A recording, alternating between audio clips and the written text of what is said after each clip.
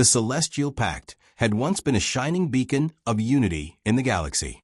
A coalition of countless species, it was formed with the hope of fostering peace, cooperation, and mutual defense.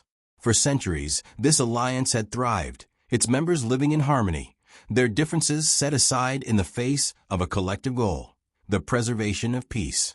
Worlds prospered under its umbrella, trade flourished, and the countless cultures that comprised the pact exchanged knowledge and ideas freely. It was an age of peace. Then, humanity arrived. At first, Earth was a mere speck on the outer edges of the galaxy. A young, primitive species, still in the early stages of their cosmic journey. Humanity was not yet a major player among the stars. But that all changed in an instant. The humans brought with them a reputation, a history forged in conflict, survival, and the relentless drive to overcome. They had fought wars against one another, survived apocalyptic events, and faced down extinction. Their civilization, though young, was not unfamiliar with the harsh realities of survival.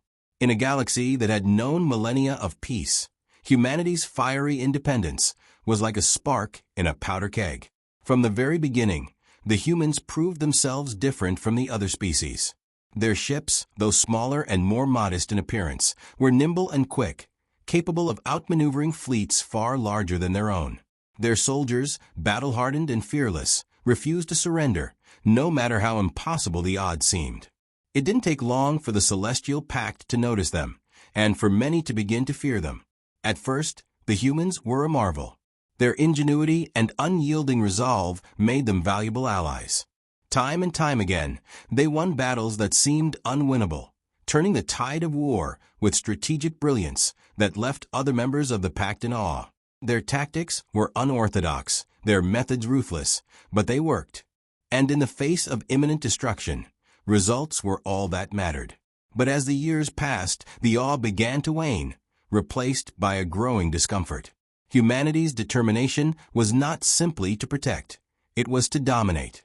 The other species of the pact, once united in their shared goal of peace, began to whisper in quiet corners, their voices filled with unease. What would happen, they asked, when there were no more enemies left to fight? Would the humans turn their weapons inward on them? They had fought with brutal efficiency, but what did that mean for the future of the pact? The first signs of discord appeared during a routine skirmish. A retreating enemy fleet, attempting to escape the human forces, fled beyond the agreed-upon borders of the pact's territory. The humans followed, annihilating the fleet completely. No survivors. This act, while tactically sound, sent a chilling message. The humans were willing to break any rule, cross any boundary, to ensure their victory. Then came a second, more subtle blow. A weapon of mass disruption was deployed on a planet far from Earth. A weapon that disabled all communication networks for days, plunging the world into chaos. The weapon was non-lethal, but the implications were far more dangerous. The humans had proven that they were willing to use their technological prowess in ways that no other species would consider. What would happen when they turned their sights on the alliance itself? Terror began to take root in the hearts of the pacifistic species. In secret meetings, the leaders of the pact began to discuss humanity's growing influence and what it meant for the future of the alliance. Whispers turned to heated debates, and soon a chilling consensus emerged. Humanity was a threat, a dangerous, unpredictable force that could not be allowed to remain part of the pact. For the sake of their own survival, the peaceful species of the galaxy would have to sever their ties with Earth. A decision was made, one that would set the stage for the galaxy's darkest hour. Earth would be isolated. The members of the Celestial Pact, using their most advanced technologies, created an invisible barrier around the solar system. No communication would pass through. No ships would enter or leave. Humanity would be erased from history. A once promising ally now cast aside, forgotten, and left to fend for themselves. At first, the humans were confused. Their ships, which had once explored the vast depths of space, were now turned back by an invisible force. Their communications fell silent. Panic spread across Earth. What had happened? Had the galaxy abandoned them? As the days turned into weeks, and the weeks into months, the truth became clear. The humans had been betrayed, abandoned. The pact they had once fought to protect had cast them out without warning, without explanation. But humanity did not crumble. Instead, they adapted. They fortified their defenses, rebuilt their technology, and prepared. They would not be caught off guard again. The galaxy had made a grave mistake, one that it would soon regret. The time of humanity's isolation was over. But for now, all they could do was wait. And when the day came that they were called upon once more, they would be ready. But they would not be merciful. No, they would remember the betrayal, and they would demand their price. It was a silent morning on Earth, the kind that felt almost unnatural. The sky, usually filled with a hum of city life and the distant sounds of human activity, felt eerily still. For months now, humanity had lived in the shadow of the Celestial Pact's betrayal. The once thriving communication networks were dead, their satellites flickering like dying stars. No message, no warning, no explanation. Just the cold, indifferent barrier that separated Earth from the rest of the galaxy. For many, the isolation had bred confusion, fear, and anger. Leaders across the world held secret meetings, their discussions tense, their eyes always shifting nervously to the sealed communications. News from space, once a daily part of life, had ceased. News from the stars was a luxury that the people of Earth could no longer afford. But beneath the surface of this uncertainty, something stronger had begun to emerge. Resolve. President Catherine Alvarez stood on the balcony of her office, gazing out over the city. The day was beautiful, but she felt none of its warmth. The world had changed irrevocably, and the people of Earth had changed with it. They no longer saw themselves as a small, insignificant species on the outskirts of the galaxy.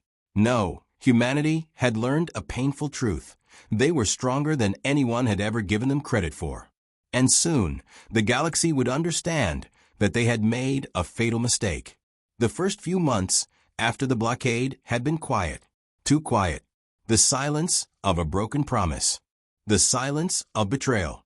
But it was a silence that had given humanity time to prepare.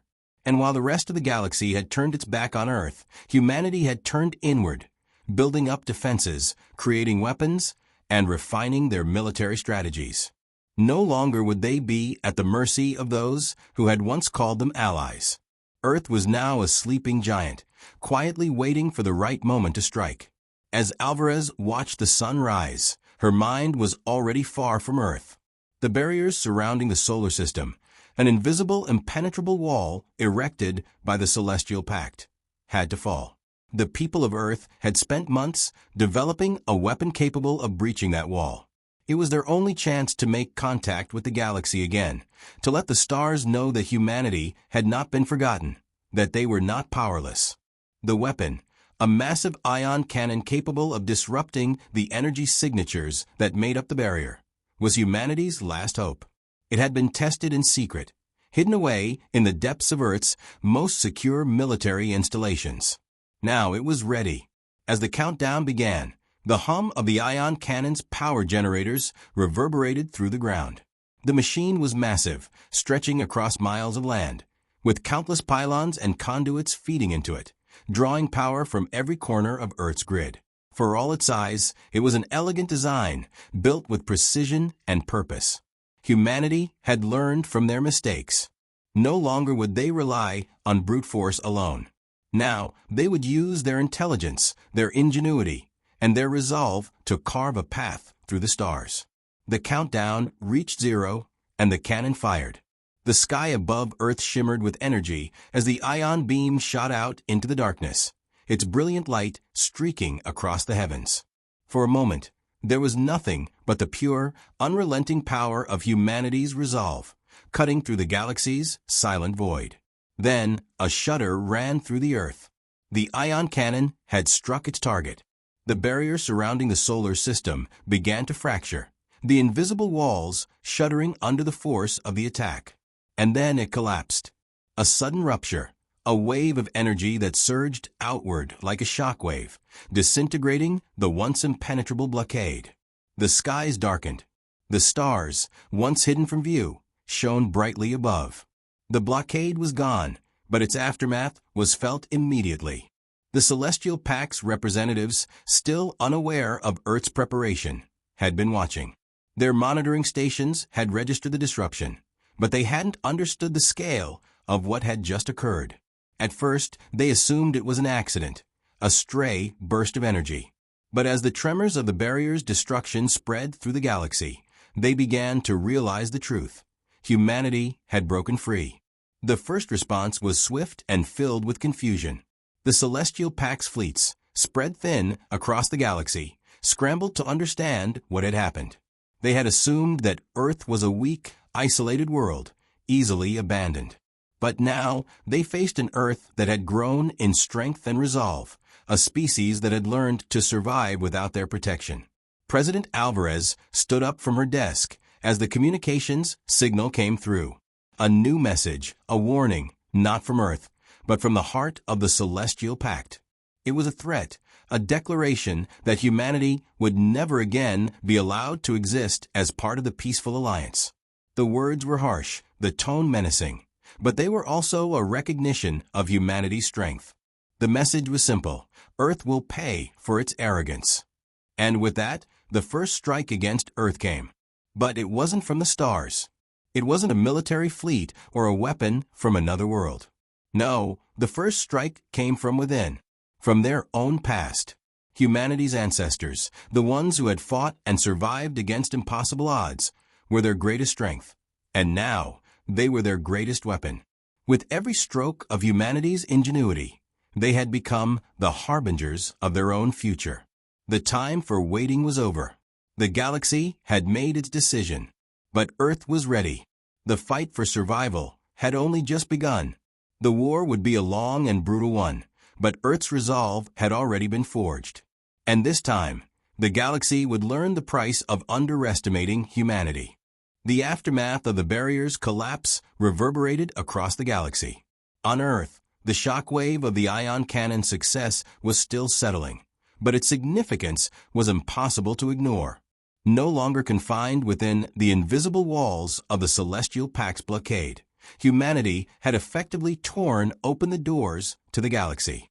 Now Earth stood at a crossroads, freed from isolation, but with a target painted squarely on its back. In the heart of Earth's military command, President Catherine Alvarez stood before a holographic display, the three-dimensional map of the galaxy shifting and pulsating in front of her. The ancient symbols of the Celestial Pact glowed ominously on the map's edge, marking their domain. The signals from their fleets, scattered across distant sectors, had begun to move in tandem, all of them converging toward Earth. The Pact had mobilized faster than expected. "We have less than 48 hours," General Marcus Liu, the head of Earth's newly formed Unified Defense Command, stated, his voice calm but firm. "Once they realize the full extent of what we've done, they won't hesitate. We'll be facing the full might of their fleets." Alvarez nodded grimly.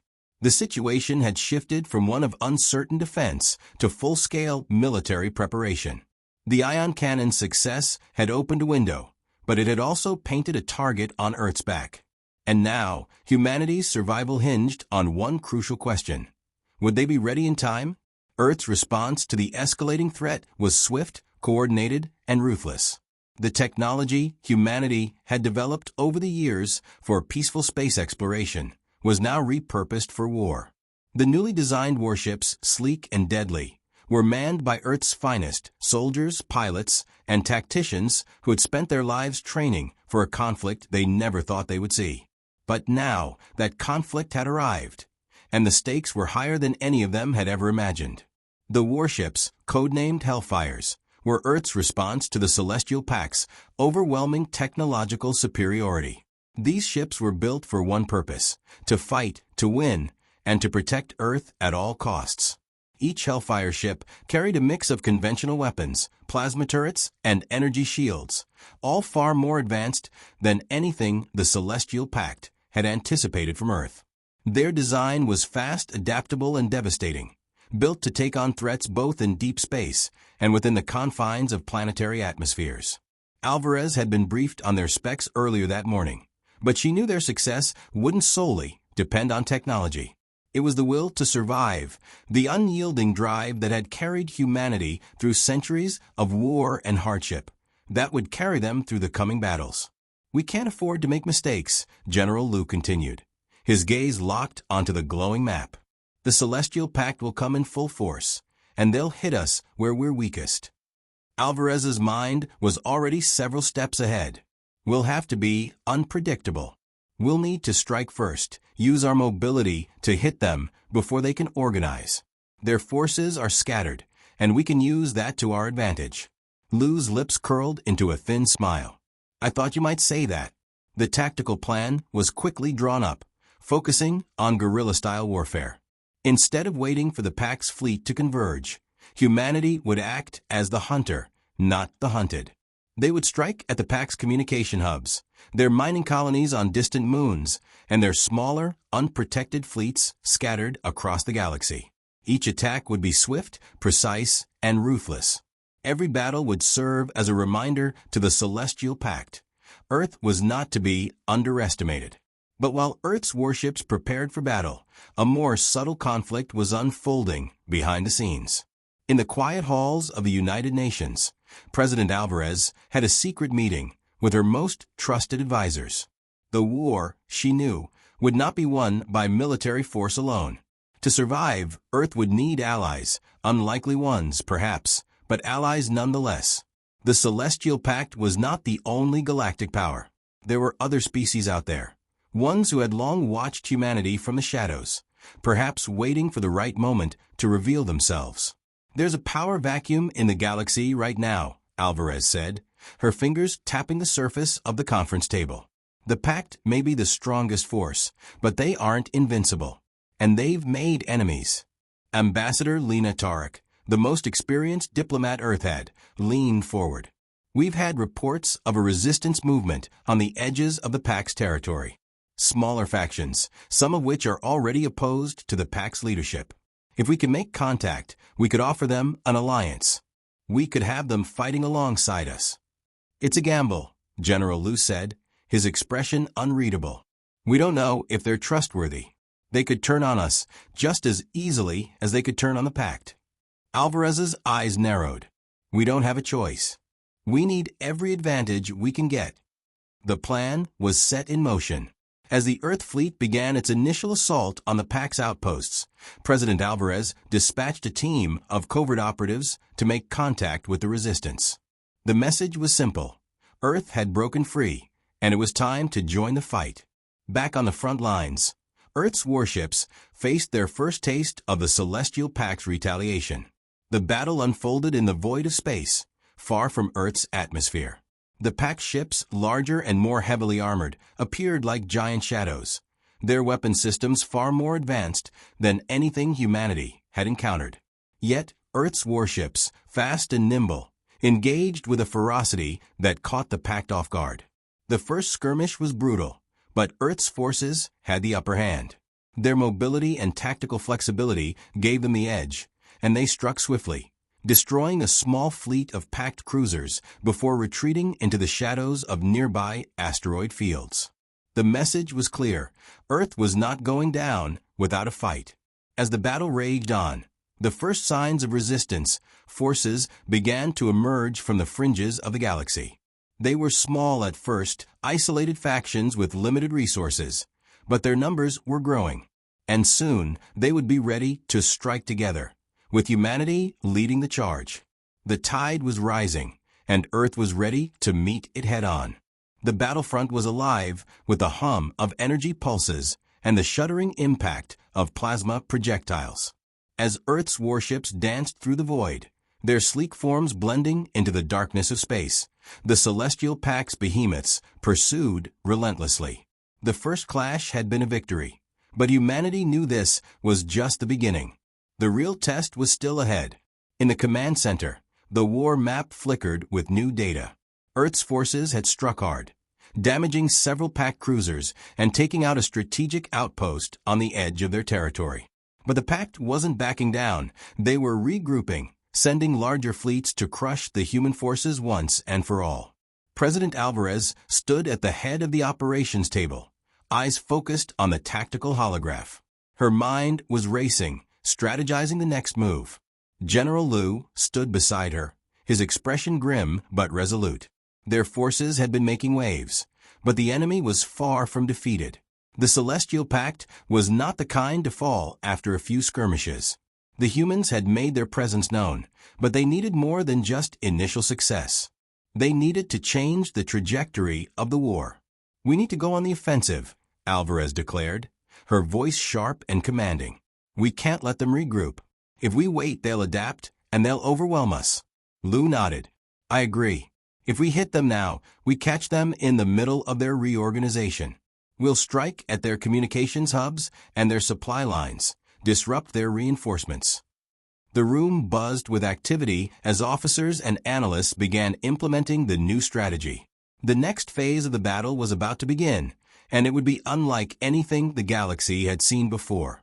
The Earth fleet's next move took them into uncharted territory. The Celestial Pact had a vast network of subspace lanes that allowed them to traverse the galaxy with staggering speed, but they were heavily reliant on their communication relays to navigate these routes. If those relays went down, the entire network would be thrown into chaos. That was the objective: take out their communication hubs, blind their fleet, and throw them into disarray. As the mission launched, the tension on the command ship was palpable. Captain Elias Hart, commander of the Hellfire-class vessel Vigilance, steeled himself for the upcoming battle. His ship was one of the newest in the fleet, armed with experimental cloaking technology that allowed it to slip past enemy radar undetected. It was humanity's greatest weapon against the overwhelming force of the Pact, and he would use it to its fullest advantage. Approaching target zone, Captain Hart's voice crackled through the comms. "Stand by for tactical engagement." The Vigilance and its accompanying warships dropped into a subspace lane that intersected one of the Pact's communication hubs, a massive, heavily guarded relay station orbiting a gas giant in the outer rim of their territory. It was a key node in their communications network, a critical link that connected the scattered fleets across the galaxy.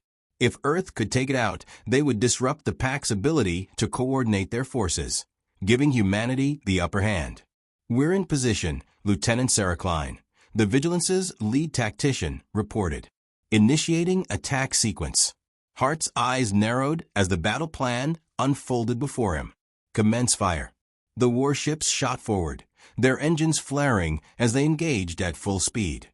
The Pact's defenses immediately activated, and their fleet converged on the attackers, launching a barrage of plasma bolts that lit up the void. But the Vigilance was faster. Its cloaking technology allowed it to slip in and out of enemy fire, avoiding the worst of the onslaught. Energy shields flared as the human warships fired back, their weapons tearing through the Pact's smaller defensive ships. But the true target was the relay station itself. As the Vigilance neared, its stealth systems activated, rendering it nearly invisible to the Pact's sensors. It was a daring move, but Hart knew it was the only way to achieve their objective. The Vigilance launched a series of precisely aimed missiles, each carrying a specialized EMP payload designed to disrupt the relay station's core systems. The first few impacts were almost anticlimactic, small bursts of light as the missiles struck their targets, but it wasn't until the third strike that the relay station began to tremble. A massive explosion rippled across its surface, sending shockwaves through the surrounding space. Sparks and energy cascaded from the station's core as its communication systems went dark. "Direct hit," Klein shouted. "We've taken out their communications." The battle was far from over, however. The Pact fleet, now disoriented and without their key communications hub, was struggling to regroup. But they weren't beaten yet. The remaining ships swarmed in a desperate attempt to regain control of the situation. "Captain, incoming reinforcements," Lieutenant Klein warned. "Pact warships are converging on our position." "Brace for impact," Hart ordered. "All hands, prepare for evasive maneuvers." As the Vigilance and its fleet fought tooth and nail against the Pact's reinforcements, Alvarez watched the battle unfold in real time. The human warships were holding their ground, but their resources were limited. The Celestial Pact's fleets were vast, And even though their communications had been severed, they could still regroup and retaliate with overwhelming force. "We need to act quickly," Alvarez said, her voice cutting through the chaos. "This is our chance. We can't let them recover." She turned to General Liu. "Prepare the next phase of the assault. It's time to take the fight to their homeworld." The tide of the battle was shifting, and Earth had found its rhythm. The Celestial Pact had underestimated humanity's ability to fight back, and now the consequences were beginning to unfold. As the Vigilance and its fleet slipped back into the shadows, ready to regroup and launch another strike, one thing was clear: Earth was no longer just defending itself. It was fighting for its place in the galaxy, and they were winning. In the silent expanse of space, the moment felt surreal. Earth's forces had struck a significant blow to the Celestial Pact, but they were not without their costs. The Pact was a formidable foe, and despite their communications being crippled, their fleets were still vast and lethal. Even with humanity's new tactical advantages, the war was far from over. Every victory came with a price, and with each victory, the stakes climbed higher. President Alvarez paced through the dimly lit war room, her face taut with concentration. The initial attacks had taken the Pact by surprise, but now they were beginning to adapt. They were regaining control, reorganizing their forces, and humanity was running out of time. The first victory had been glorious, but the real war was about to begin, and Earth could not afford to lose momentum. General Liu stood by the war table, his finger hovering over the holographic display. "We've hit them hard, but we've only dented their surface.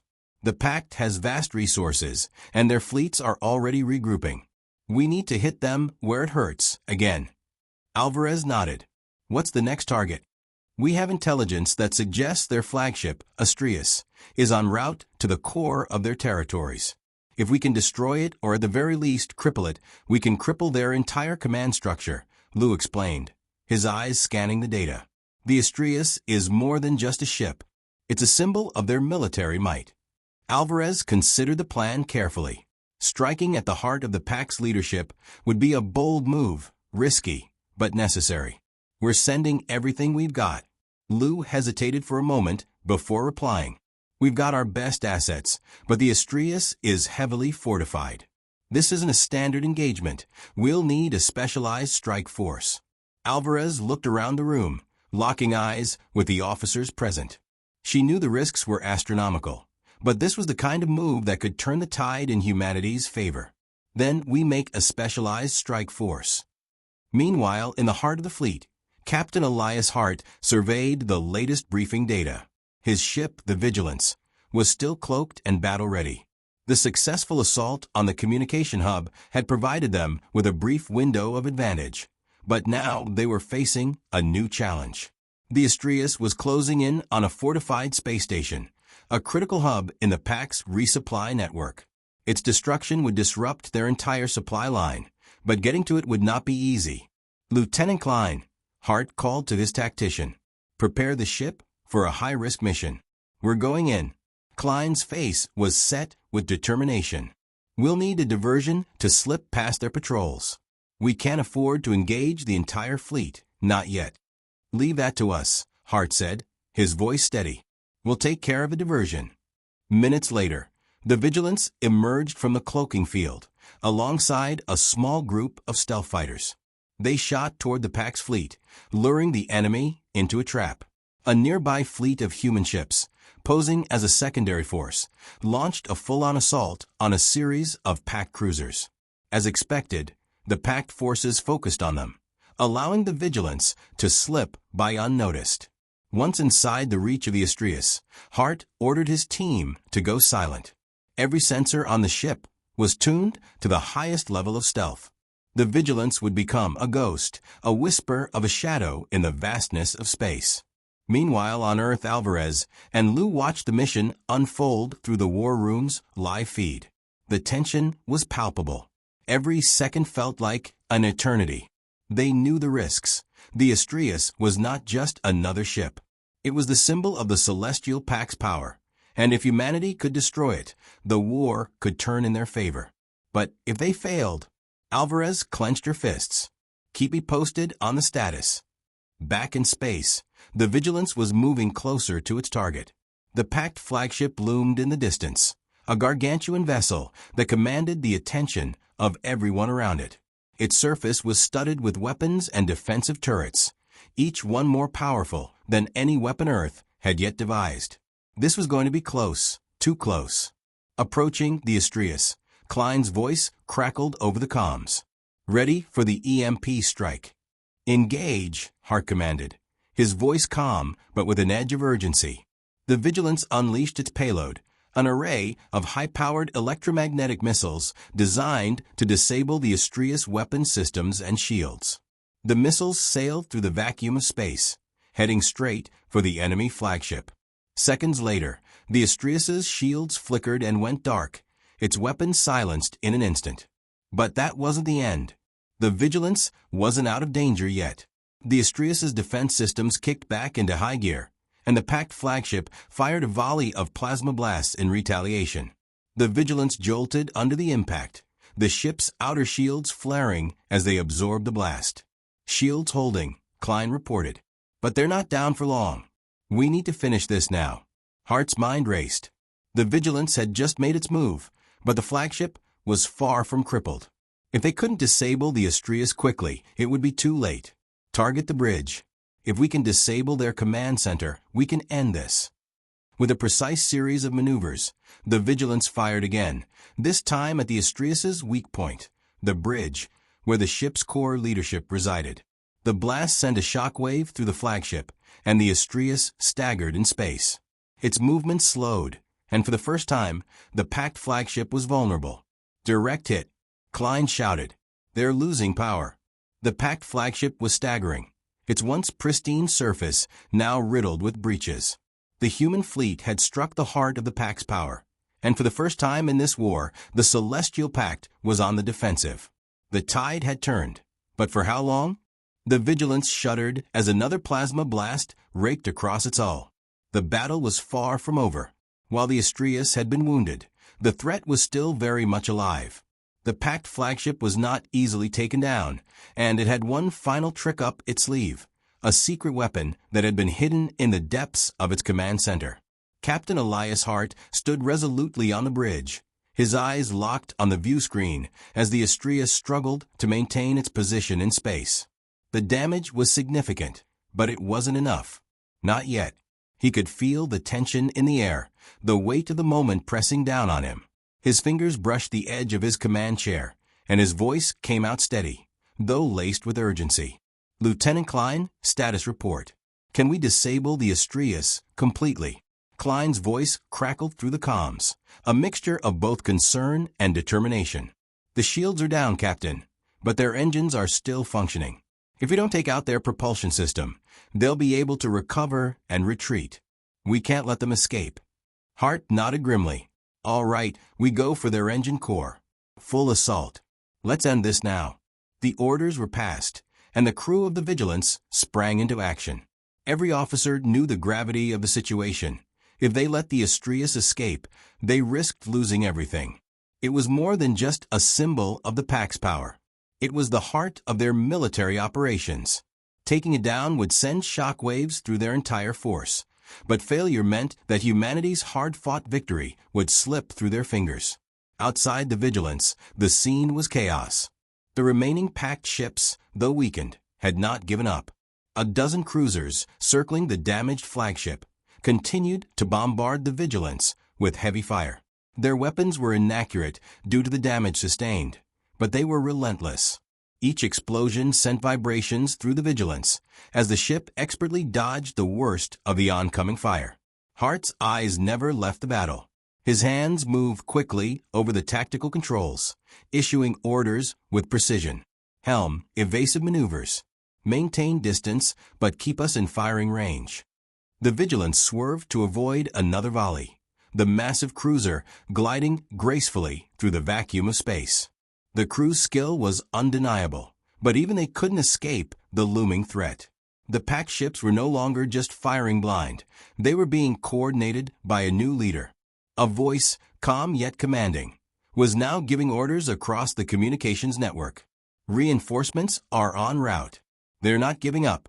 Lieutenant Klein looked up sharply. There's a secondary fleet arriving from the far side of the system, packed reinforcements. We've got less than 30 minutes before they arrive in full force. Then we don't have time to waste, Hart said. We go for the engines now. The Vigilance closed the distance with the Astrius, targeting the heavily armored sections that protected the engine core. The ship's weapon systems fired with pinpoint accuracy, and the Astrius rocked under the assault. Yet, as they prepared for a final push, something unexpected happened. Something that made every officer on the bridge freeze in place. A massive surge of energy erupted from the Astrius, lighting up the dark expanse of space like a sudden star. A ripple of shock waves emanated from the core, and suddenly, the flagship was surrounded by a shimmering energy field. An advanced shield designed to protect the heart of the ship. Shields re-engaged. Klein shouted in disbelief. What the hell is that? Hart's eyes widened in realization. That's not just any shield. It's a quantum destabilizer field. The device was one of the pack's most closely guarded secrets, an experimental defense mechanism capable of disintegrating anything that came into contact with it. If the Vigilance made contact with that field, it would be torn apart in an instant. There was no way through it, not without devastating consequences. Is it active? Hart demanded. Fully active, Klein confirmed, her voice tinged with dread. We need to retreat, Captain. If we stay any longer. No, Hart's voice was firm, his mind racing through the options. He couldn't afford to retreat. Not when they were this close to ending the war. The stakes had never been higher. Captain, Klein protested, we're outgunned. The reinforcements will be here any minute. We can't survive another engagement. Hart turned sharply to face her. We're not retreating. We've come too far. Prepare the emergency bypass protocol. Klein hesitated, but quickly moved to engage the override controls. It was a risky move, one that had never been tested in actual combat. But Hart's plan was as bold as it was dangerous.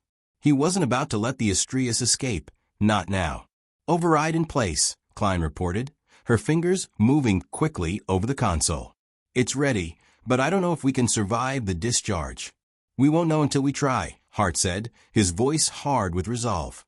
As the Vigilance continued to close the distance, the shield around the Astrius flickered for a moment, a temporary glitch in the quantum field. It was all the opening they needed. Now, Hart commanded. The crew of the Vigilance launched the emergency bypass protocol, a series of explosive devices designed to breach the Astrius's shield by releasing an unstable energy pulse. The Vigilance shuddered as the devices activated, releasing waves of destructive force into the quantum field. The result was immediate. The shield flickered and weakened, giving the Vigilance a brief but critical opportunity to strike. With precise timing, the Vigilance unleashed a final barrage of torpedoes aimed directly at the Astrius's engine core. The torpedoes punched through the shield, hitting their mark with devastating force. The flagship's engines flared and died in a blinding flash, the pack's greatest weapon falling silent in space. For a moment, everything was still. Then the Astrius drifted, its once pristine hull now ravaged by the destruction. The Vigilance's crew erupted in cheers, but Hart remained focused. This battle was far from over. The reinforcements were closing in, and the war was still ongoing.